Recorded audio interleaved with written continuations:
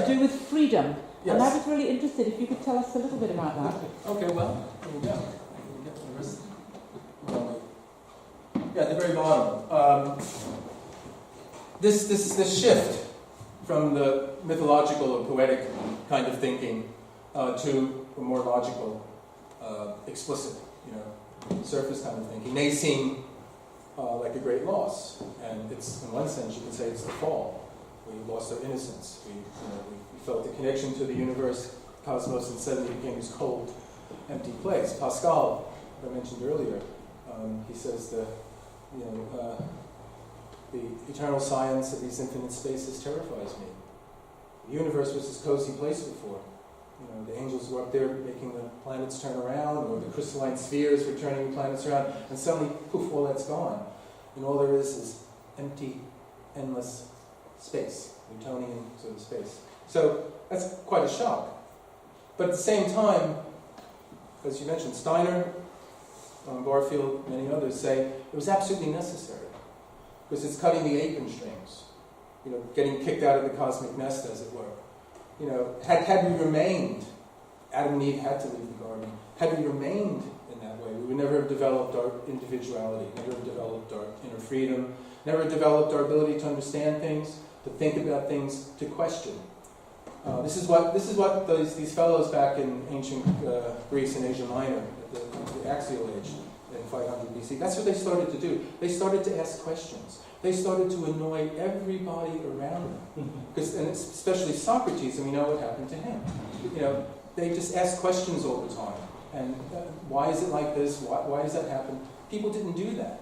They already had some implicit understanding. They couldn't say, but they just felt. They were just. If you think of animals, and this is the German philosopher Max Scheler, who I write about in an earlier book called Caretakers of the Cosmos. He said animals always say yes to the world. They never say no, even when they're in pain. They don't know how to say no. They can't step out of the world. They're embedded in the world. They can't detach themselves from it and look at it objectively as an object. It's something that is not me. They're not able to do that, as far as we know. There's been studies that say apes can and something like that. But in general, this isn't something that happens. We can say no to it. We can say no to the world. We can say no to things. We can even say unreal things. We can speak untruths. Animals can't lie. They can hide themselves in disguise. I guess it's a bit of a lie, so they're not eaten. But it's not as if they're actually consciously saying, well, I really look like this, but I'm going to change like that and trick him. It's just something they do.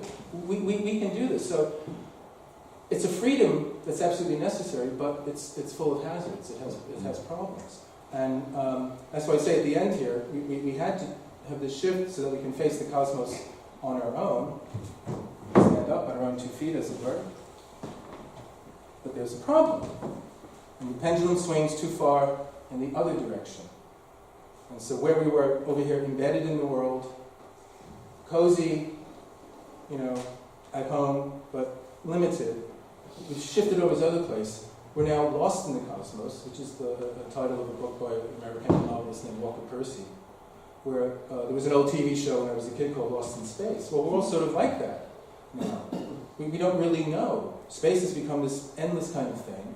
It isn't this nice, quiet place it was with the crystalline spheres making music of the spheres. There's black holes, there's stars exploding, asteroids. It's suddenly become a different kind of place than we thought it was.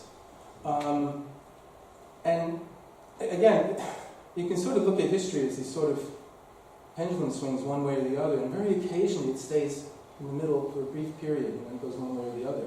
And basically what happens, it just shifts completely in the other direction. And again, it's absolutely necessary. And as we know, human life has advanced more in the sense of standard of living in the last 300 years than it did for millennium before. But that's come at a price. We have a higher standard of living, but we have absolutely no idea why we're alive. We have no sense of what to live for. We shop all the time. And what are we going to do when we're tired of doing that? I found something to do, but I don't know what all these people on Oxford Street are going to do. We don't want to shop anymore. So there's a sense of somehow emptiness. So we have this freedom, and this is what both Steiner and Barfield and others They say this is a necessary period. It's a kind of collective dark night of the soul, if you want. We have to go through this period of alienation and able to come through the other side. And if you know Steiner's work, he saw the evolution of consciousness as kind of V. It starts up in the spiritual world, it gets more and more solid, solidifies and denser, and it comes down here.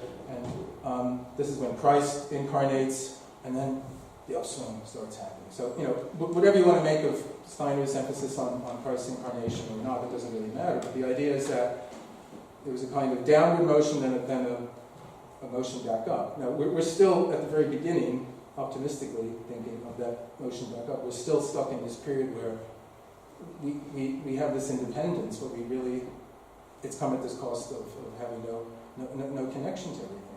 And at the very bottom there, I quoted something from this historian Francis Cornford, I said, and because he talks about this aim of a perfectly clear conceptual model reality to be arrived at the simplest formula, and that's what we call the theory of everything.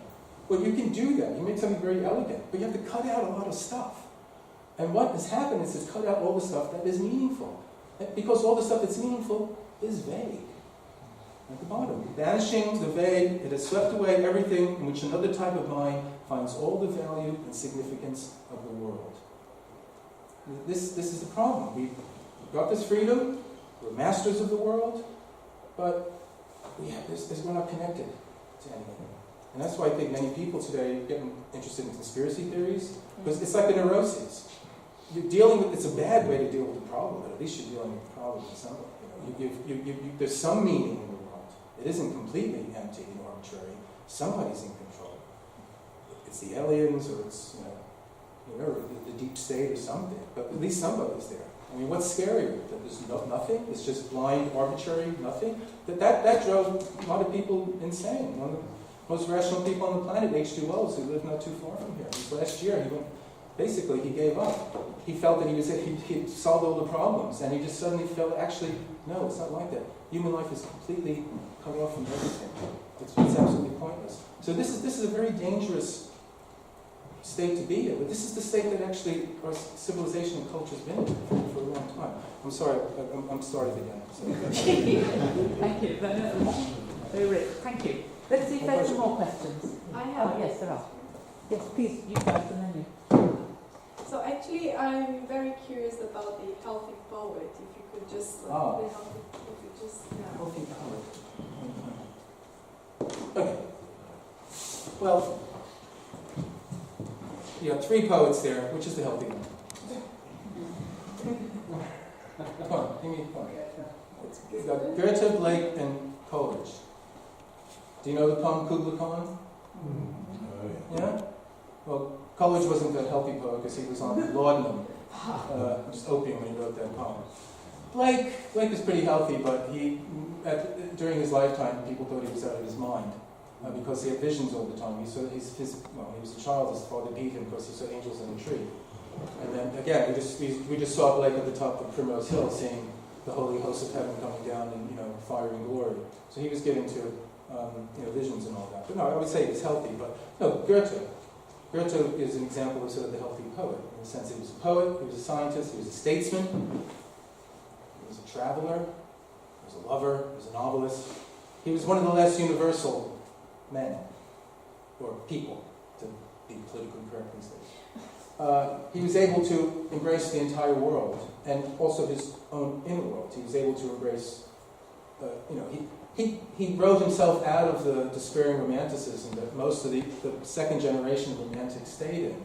His famous novel, The Sorrows of Young Werther, which is about a young man who, again, it's the imagination explosion. There was nothing quite like it before. The previous generation said the proper study of man is man. And they said, forget that. And they were out in the cosmos, deep into the unconscious, all the strange and all that. I mean, Coleridge and Wordsworth were responsible for the Romantic movement. Here, although I have to say that Mary Wollstonecraft actually preceded them a little bit. Some of her writings about her travel to Scandinavia, to Norway and Sweden, and the rugged coast, and she's describing these things. She's talking about the sublime. It's not the beautiful. It's the sublime. Sublime is something scary, something awesome. It's not the great classical beauty of Greece and Rome. And this is what the Romantics, the Romantics invented nature. You talk about consciousness having an effect on the real world outside. I was going to get to that at the end of the talk. Wordsworth and Coleridge practically invented the tourist industry. And they certainly did a lot for the Swiss economy. Because, to give you an example, prior to them, there's the famous Dr. Johnson, Samuel Boswell. They go on their celebrated journey of Scotland. And the whole way, Johnson is complaining about the lakes, and the mountains, and the hills, and oh my God, he took him out of London. He's like Holmes. If you know the Sherlock Holmes story, he used to live down the road here. There's a story they go out to the country, and he says to Watson, this fresh air will kill me. And so Johnson was like that. He's complaining about all these things that after Wordsworth and Coleridge start writing poems about them, and nature, and the lake, and Wordsworth's talking about unknown modes of being. Wordsworth is able to participate in nature. He doesn't see some horrible thing and he's got to take the coach around.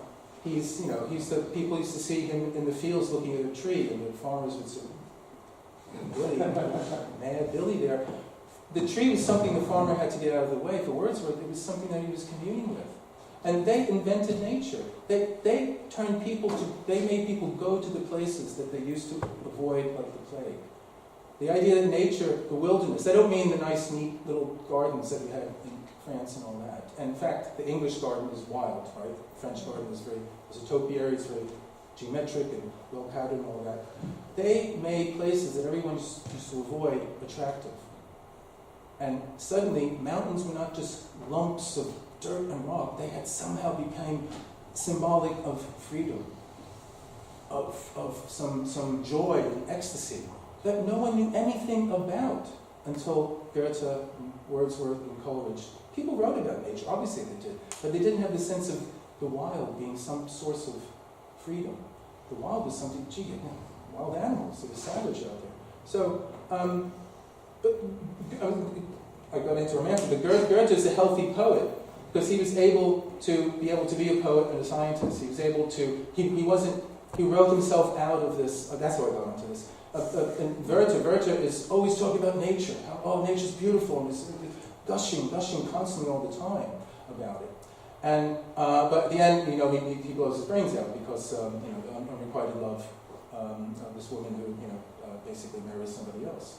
But once Goethe wrote that out of his system, he still was interested in nature, but he wasn't gushing about it. He was trying to understand it. Like Dr. Johnson, he took it not to Scotland but to Italy, his Italian journey. And he's writing, it's like, yes, the hill is at 64 degrees something. It's all this very meticulous scientific stuff, and he's like stopping the coach to go and see where these rivulets go to and all that. And it's absolutely fascinating. But it's not, you think, there's a guy before gushing about nature and everything. Now he's like analyzing every little bits and pieces. He was able to be both of those things. So I would say he's a healthy poet. He's one of the few. Most of them crack up, one way or the other. Sorry. We have another question here. I'll try and shorten. In fact, I'll charge you with a role that if you're going to come back to and talk to us about the future, I'm very interested that you've spoken in depth about the people being able to explain the imagination. I'm interested in who your examples are in the modern time. I'm saying, have we got any Blakes nowadays? Have we got any Goethes nowadays? And maybe you don't say anything now, but you come back and you make it part of your work. Well, personally, I haven't met too many Blakes and Goethes. Now, it doesn't say they're out there. They just don't call me. Should we have one more question? Let's take one. I sort of have a follow-on from that. I was quite interested in your comment about pre-next thingness, and how that might connect with why you've chosen to write about the imagination now. And do you see a resurgence coming, and particularly in places like that are teaching transformational learning and integral learning and things like that? What do you see in those places as a potential for bringing this back? I said in the book I mentioned that in some ways this is kind of a condensed version of called The Secret Teachers of the Western World, which is this long history. At the end, I say that I think we're potentially in a time when the two opposing things, so they talk about them there as well, can come together as well. But one of the strange things that's happening now in the last year or so, I touch on it at the very end of the book, and I have another book coming out later this year which deals with it exactly, is this whole world we're in now where reality is up for grabs, post-truth. What we used to, reality was just this very solid thing that was just in the way all the time, and now it's like, it's become liquid and malleable and all that. And again, that is something that a lot of us wanted it to be, because we didn't like the reductive materialist, logical science. We wanted things to be a bit looser, more magical. But it's become that perhaps in a way that we didn't want it to be. It's become that in other ways. So I wasn't able to get into it in here, but I do sort of talk about, you have this reaction, the imagination reacts to this kind of, this imagination explosion, this reaction to, the kind of jettisoning of this teaching of imagination, learning of imagination. But the pendulum, it goes too far. It swings too far the other way. Exactly. And so you start to have after the first wave, the first generation romantics, you start to get romantics that are despairing. You start to get the whole idea that the artist is somehow an antagonist to society. The artist is rebel. And then you gradually have this whole thing where all the ideals of the earlier generation of romantics, this second generation, that's all phony. That's all phony stuff. We're not getting taken in by that. And you start to get the anti-art kind of thing. And, Dada, surrealism. And you have today, I don't even know who it is. The last people I was, writing about were like Tracy Emin and, the names of whoever she slept with, or someone's painted with elephant dung or something. I mean, fascinating. I couldn't do it. It's fascinating, but it isn't quite the same thing as what people like Kathleen Manings and others do. So I think the potential's there. I do think we've hit a strange patch now, with the whole idea of reality being very malleable now, and in a dark kind of way. Over here, there was a question. Did you mention the first Goethe answer? Most people don't know anything about it. And it's the first time I've ever heard your throwaway line that it's up for grabs, whether it was arson or it was. And there's so much literature written about the person and being seen carrying bundles of wood up the hill. However, the point is that in relation to what your treatise is about your disposition, that was going to be that was one of the 7 wonders of the world. We're coming up to that. Absolutely, the 100th year anniversary of its death. And it's a cathedral of the imagination beyond. Oh, absolutely. I just wanted to say that because. Well, I mean, absolutely. I mean, Steiner. I've never heard that it might have been electrical fault. He was canny enough not to get involved in a big investigation, is what I've been led to believe over the years. Because he needed the insurance money to get Goethe and Tuga. Well, that is the story. Well, I mean, I think in Oxford is the Lachman flag, by the way. Well, I mean, I did the book. Oh, Eagle and Charles. Okay, I mean, the book. Well, my book on Steiner came out 11 years ago, so I haven't, to be honest, I haven't kept up with a lot of the research these days. But no, I wasn't correcting. I just wanted to add that because it's such a great home. I mean, I personally believe, and you can think I'm mad, that I came down to work in that place, and when I got here, it wasn't there, Right. Well, it's kind of like the Reichstag fire, was it? Well, I just mean in the sense that it has the same haze of like, well, did they do it themselves? Did somebody really, is that kind of? It's not at all. I mean, it's well written by many eminent authors who've now passed into the social world, students and friends of yours time, but it was definitely awesome. And if you want to know, it's in the addenda. I'm not going to argue with you, I'm just saying. I have seen people where they said, well, it could have been electrical fault. I don't know, personally, I don't know. Hear me out. Okay, just tell me that. So, you mentioned that. A little bit louder. Okay, so you mentioned that we move to the outer planets, sort of with the pendulum, moving more away from this implicit understanding of the world into a more reductive, explicit understanding of the world.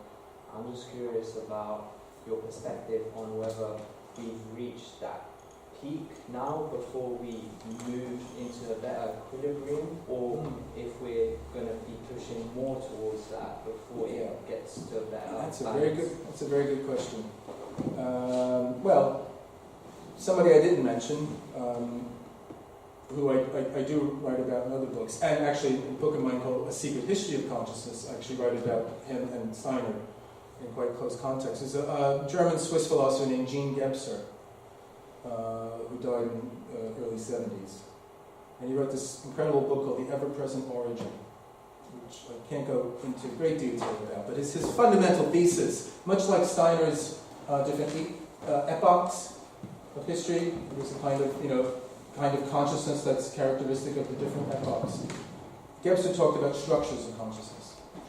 And what he believed was happening now, and much like what I've been saying this evening, much like Steiner and Barfield, he too believes that at an earlier time, human consciousness is much more sort of embedded in the world, put it that way. And then gradually it broke away, much like that. What he felt was that we are in what he called the mental rational structure of consciousness. And he also felt that what we had entered, say, around the time of this knowledge revolution, was the breakdown of the mental rational structure. So for him, it starts way back when, what I was calling the axial age, 500 BC, where the rise of logic, reason, asking questions. People like Plato, he had a foot in both camps. Plato uses, dialectic. Socrates is always annoying everyone around him. He was called, they called him the stinger. He was always asking questions. But Plato actually wants to say something positive. He refers to myth. He'll tell you a story. When he wants to undermine someone's ignorance and show that they don't know what they're talking about, he'll use a dialectical method, which is asking the questions basically. But when he wants to say something positive, how things are, he'll tell you a story. So he had a foot in both camps. But gradually moved away from that. Aristotle is much less about the mythic in him, and then gradually it just goes away. So by the time of the 17th century, the rise of the kind of science that more or less we're still, enjoying, to say the good word, this movement to asking questions, logical, has reached its sort of apogee. It's the furthest it can go. It starts to become overripe, and it starts to break down. Now, I would say Gebser he didn't live long enough to know this, or he may have just been aware of it at the end. But relatively recent philosophical and intellectual developments like postmodernism or deconstructionism, they're basically about taking apart the whole history of Western thought up until then. They're basically about that. And so, this is what Gebser was saying. Gebser was saying that it's starting to take itself apart. Now, what he believed and what he had hoped was that it was taking itself apart to make way for the next stage, what he called the integral. Someone over here had said that. We were talking about integral and all that. Yes, that's the idea of bringing together all the previous states of consciousness. Bringing it all together. Much like I've been talking about bringing two different ways of knowing together. So he felt that was possibly coming, but there's no guarantees, and it wasn't going to be a picnic. Civilizations collapse. When ways of knowing the world, ways of understanding the world collapse, they collapse. It isn't a nice little change. Things are different. You can see in the history where you have, let's say someone of the old mythical way of knowing and people of the new modern rational way of knowing encounter each other. Well, usually the rational ones wipe out the other ones. The Spaniards go to Mexico and South America and all that, and they a small band of them were able to completely conquer the whole country. So it's generally not an easy shift. Although Gebser says, and all these people say, if we can somehow take on the burden of somehow actualizing the shift in ourselves, rather than just being victims of it or passively being affected by it, then we may be able to affect it in a more positive way. But this is what I was talking about just before, about how I feel like this shift has happened. I mean, I don't want to mention his name, but the fellow on the other side of the pond, who's in charge of things, he's the singularity. It's happened. The singularity is that person getting elected. And this is when the whole idea of truth, reality, all these things suddenly changed. We don't know what it is anymore. We don't know what the truth is anymore. We don't know what reality is anymore. It's up for grabs. So I would say, yeah, Gibbs is right. This breakdowns happen, but it hasn't suddenly turned into the age of Aquarius or something like that. It hasn't just turned into some wonderful time where we're all going to, as you know, they say, sit around and say kumbaya. You know, it's turned into a very dangerous kind of time where reality, we have to fight for it now.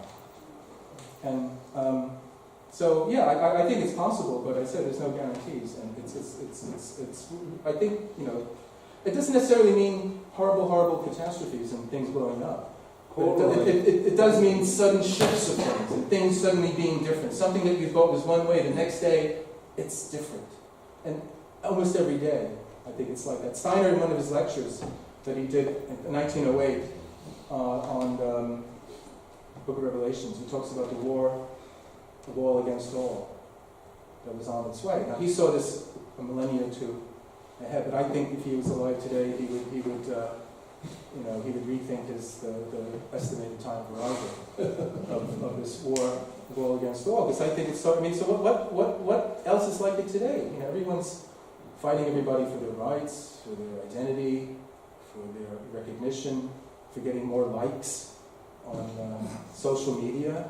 We have all these friends we hate out there because people like them more than they like ourselves. Everybody's competing with everybody else. And again, to throw somebody else into the mix, I mentioned Maslow earlier, Abraham Maslow, the humanist psychologist.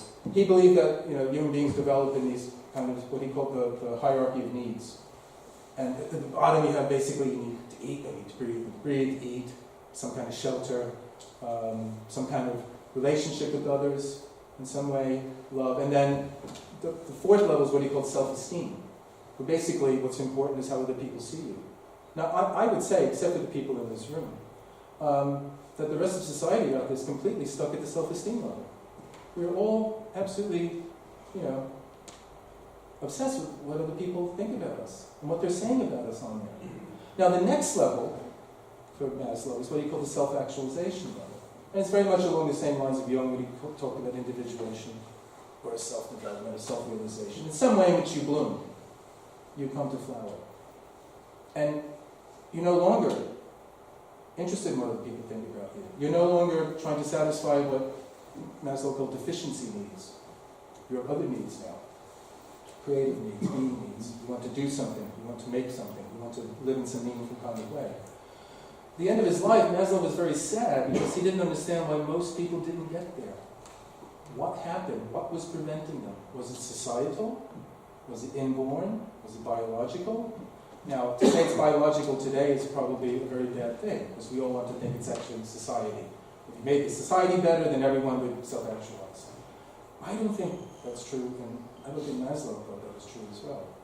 But this is the thing. So I think that's, you know, these are the different ways of looking at where we are now. I think this breakdown of this way that we've understood the world, and I don't mean just us in our life. It's been, you know, the last couple centuries is starting to break down. And then the psychological development of at least people in the West has reached this limit where, you know, many will stay there, but my belief, and this is how I get myself to sleep at night, in a sense, is you know this notion of non-locality in quantum physics, where you get two particles, and somehow they know what each one's doing, but you know they're not talking to each other, and they haven't texted or anything, but they both know what they're doing. And then even in the brain, there are neurons that are not contiguous. That means that they're not touching each other, but they fire simultaneously, all involved with some particular thing. Like right now, there's probably much less than should be, but there's some. They're all firing inside there. You know, they're all engaged in this activity, but they're not like, it's not cause and effect. It's not like that one's firing and that one, you know, domino effect. Now, I think in terms of people, it's like that too. I don't know who they are. I don't know where they are, but they're out there. There's not other non-locals like myself, like you, and here. And they're each of them, in some way, I think, working out something. But we don't know each other. We don't know the parts we're going to play. We don't know the actions we're going to take. But somehow, cumulatively, again, I can't prove this, but this is my hope, that will have some effect. Okay, that's it. I can't do anything. Yeah, that's it. Thank you.